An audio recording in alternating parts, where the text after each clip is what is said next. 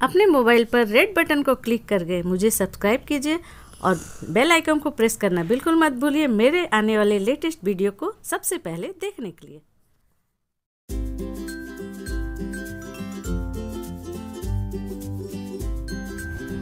आज मैं आपको बताने जा रही हूँ काजू कतली, जो कि दीपावली में बिना काजू कतली के लगता दीपावली का पर्व अधूरा है।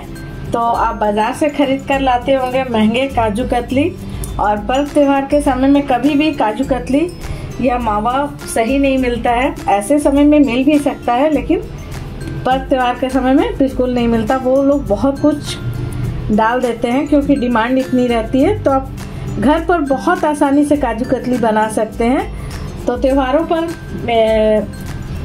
मिठाइयाँ यदि आप घर पर ही बनाएं तो बहुत अच्छी बात है। मैं तो घर पर ही सारी चीज़ें त्योहारों पर बनाती हूँ, क्योंकि दीपावली है, दीपावली के बाद भाई दूज है, गोधन है। बिहार में से गोधन बोला जाता है, हमारे यहाँ भाई दूज, और बंगाल में भाई फोटा के नाम से। तो उसमें भाइयों को मिठाई खिलाई जाती है। तो एक बार आप बना लेंगे तो आपको दीपावली, भाई दूज सारे में आप एकदम फ्रेश मिठाई अपने भाइयों को खिला सकते हैं। और माँ लक्ष्मी माता के प्रसाद के लिए मैं बना रही हूँ आज। तो उसके लिए हमने लिया है इस कप से 1 कप, और ग्राम से मैं बोलूँगी तो 100 ग्राम काजू लिए। तो इस तरह से मैंने गोटे काजू लिए हैं। आप चाहे तो टुकड़े वाले काजू भी ले सकते हैं। इसे बनाना बहुत ही आसान है। तो इन काजुओं को मैंने फ्रिज में रखा था, तो ये थोड़ी ठंडी है, और फ्रिज में रखकर पीसने से ना ये पाउडर अच्छी बनती है। तो इसे हम ग्राइंड करेंगे। इसे ग्राइंड किस तरह से करना है, पल्स मोड में ग्राइंड करना है। आप कंटिन्यू चलाते हुए यदि इसे ग्राइंड करेंगे ना तो ये पीसेगी नहीं और इसमें से ऑयल बाहर आ जाएगी। तो चलिए इसे हम ग्राइंड कर लेते हैं। तो देखिए यहाँ पर हमने इसे पल्स मोड पर काजू का पाउडर बना लिया। आप देख सकते हैं इस तरह का पाउडर बना है, और फ्रिज में मैंने रखा था। तो इस तरह से ये बिल्कुल बहुत अच्छी तरह से इसका पाउडर बनकर रेडी हुआ है। तो चलिए हम इसे पहले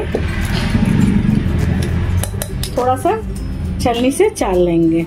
पल्स मोड में ही चलाकर इसे पीसना है। अच्छा पाउडर हमारा बनकर रेडी हुआ है। यदि किसी त्योहार पर आप खुद से मिठाई बनाएंगे ना तो ज़्यादा अच्छा रहता है। बाजार से आप लेकर आते हैं तो कोई गारंटी नहीं है त्योहारों पर कि वो लोग क्या देते हैं। तरह से देखिए। तो देखिए ये छानने के बाद जो थोड़ा मोटा बचा है उसे भी हम फिर से ग्राइंड कर लेंगे।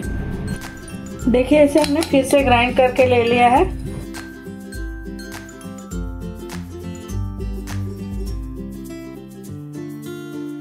तो देखिए दूसरी बार हमने पीसकर इसे छाना तो कुछ भी नहीं निकला, बहुत अच्छी तरह से पीस गया है।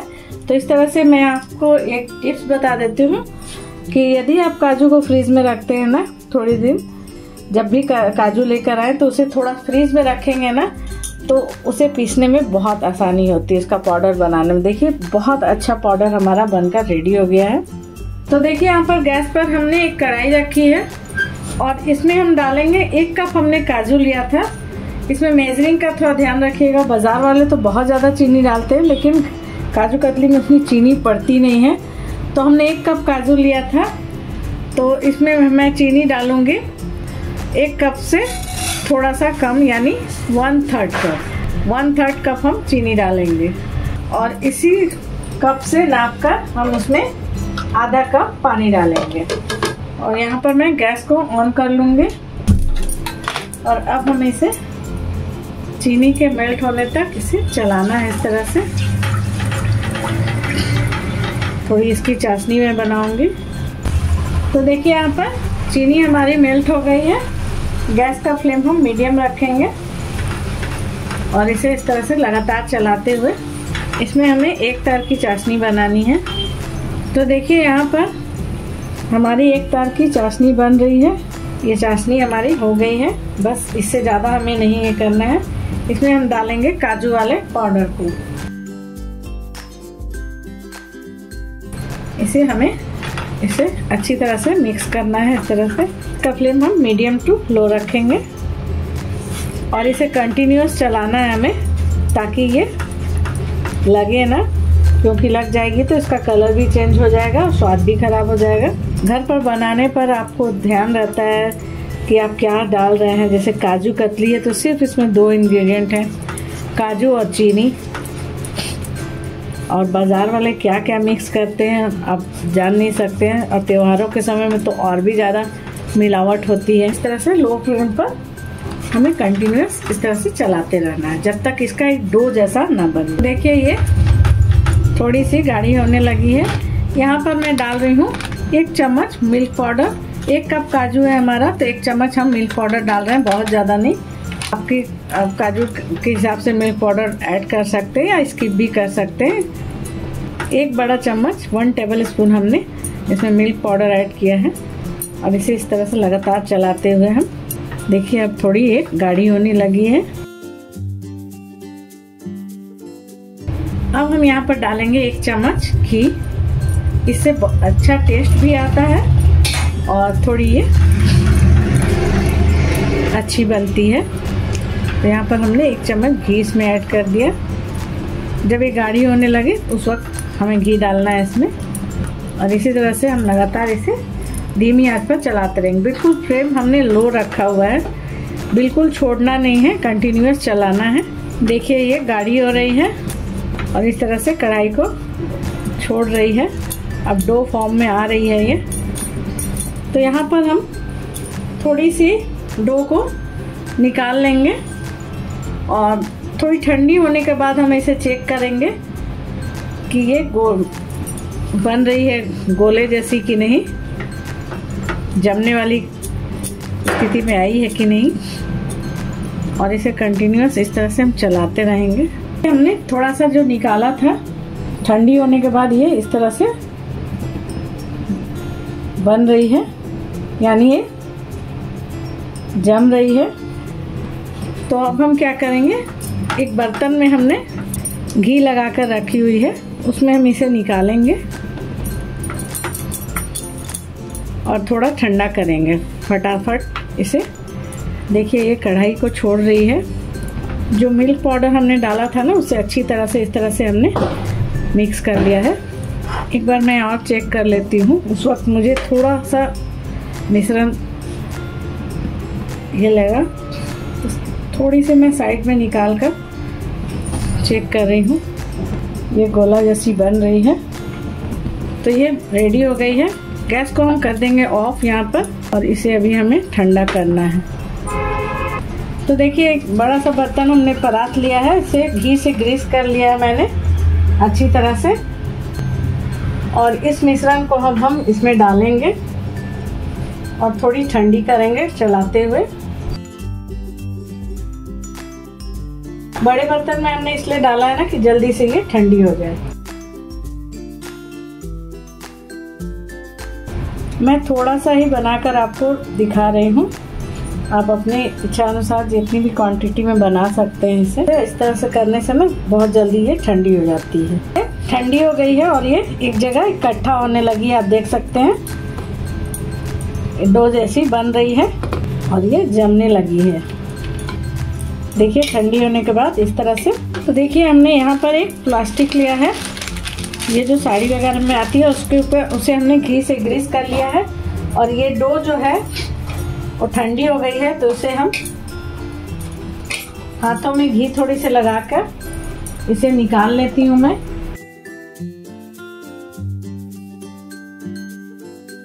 तो देखिए इसे हम इस तरह से थोड़ा सा पॉलीथीन में हमने जो घी लगाया हुआ है उसी से हम इस तरह से करेंगे।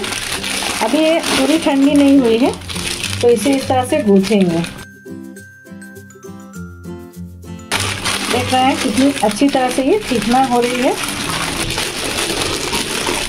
चारों तरफ से इस तरह से हम इसे इस तरह से करने से इसमें थोड़ी शाइनिंग आती है।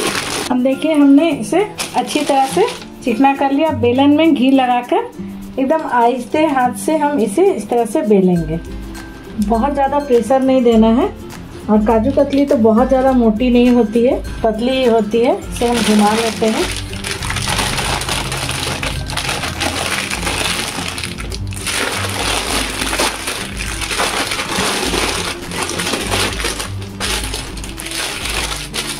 थोड़ा सा चौकोर शेप देते हुए हम इसे बेल लेंगे। इस तरह से जैसे चौकोर शेप देते हुए हम इसे बेलेंगे।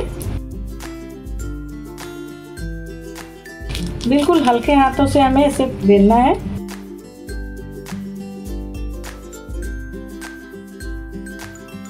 डायमंड शेप में कट करनी है तो इसे चौकोर शेप देते हुए थोड़ा हाथों से इस तरह से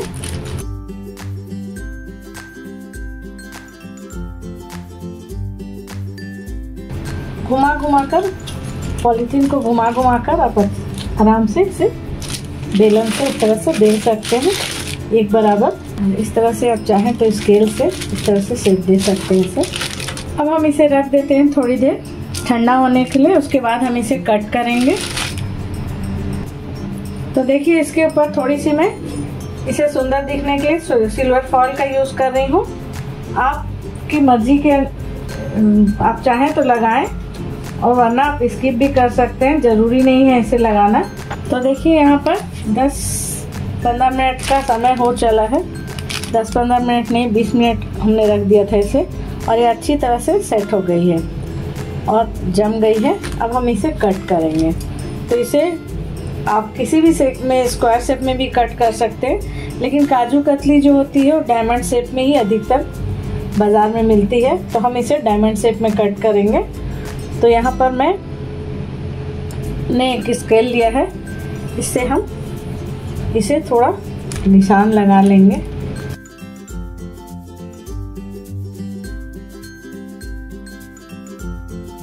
इस तरह से मैं थोड़ा निशान लगा लेती हूँ ताकि मुझे इसे कट करने में आसानी हो। तो देखिए यहाँ पर हम 1.5 इंच के में काटेंगे, कट करूँगी मैं। फिर कट करने से बहुत सही कट होती है, मतलब पीसेस अच्छे निकलते हैं।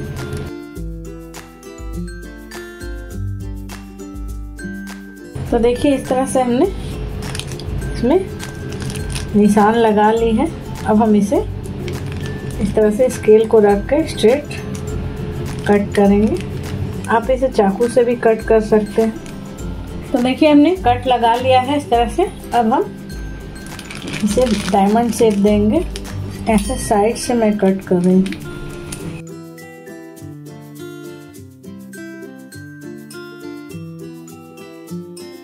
तो देखिए इस तरह से हमने इसे कट कर लिया है काजू कतली को।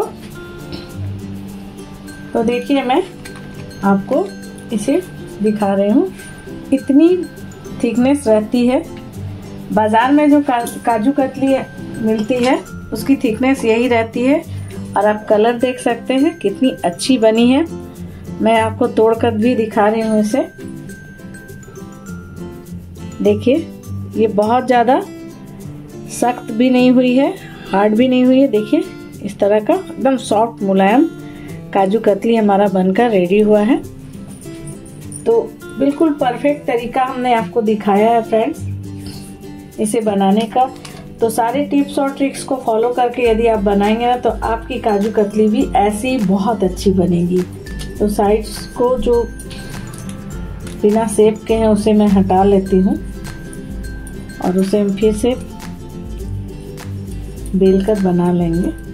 तो चलिए मैं इसे एक प्लेट में इस तरह से रख लेती हूँ सारी काजू कतलियों को।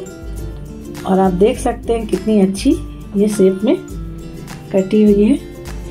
तो देखिए यहाँ पर सिर्फ 1 कप काजू यानी 100 ग्राम काजू में हमारे 25 से 30 काजू कतली बनकर रेडी हो गई है।